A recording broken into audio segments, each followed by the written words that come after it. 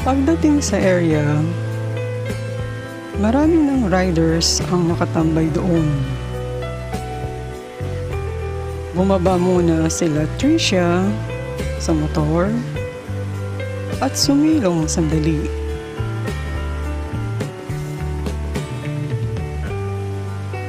Maya-maya pa'y may bigla ang bagong dating na rider.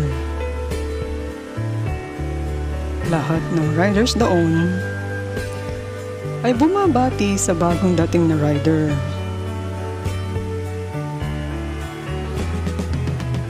Natuwa si Tricia sa kanyang nakita.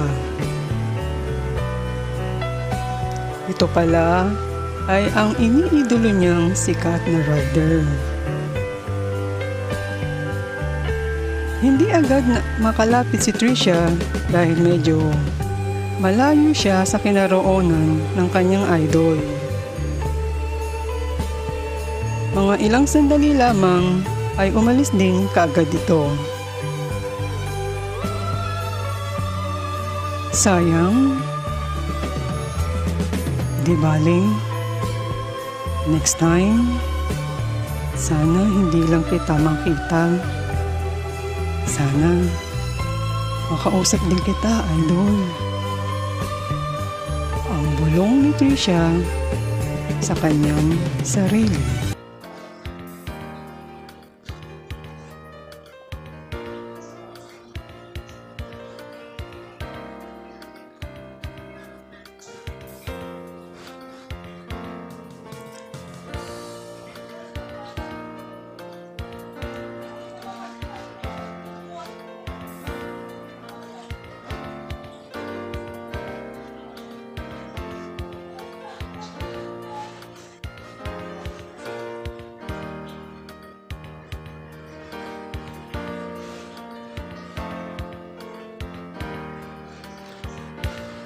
May kung ilang beses na pinapanood ni Tricia ang lahat ng videos ng vlog ng idol niyang rider.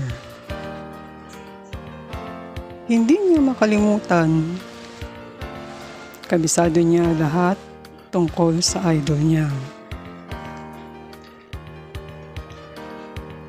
Alam ni Tricia ang pangalan ng motor, kung anong klaseng motor ito, at nakasave sa kanyang gallery sa phone ang lahat ng picture ng idol niya. Ultimo pananamit nito, kabisado ni Tricia.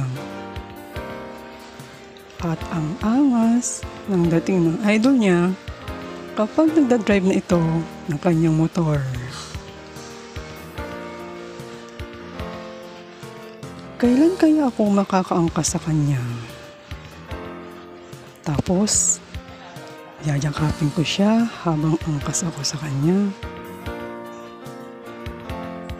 Sabay akbay si Tricia sa kanyang beshi. Ano ba yung beshi? Kilig yarn? Sabi ng kaibigan niya sa kanya. Huwag niyo na lang ako pansinin mga beshi. Alam niyo naman na matagal ko ng crush ang idol ko na yan. Diba? At nagtawanan ang buong barkada.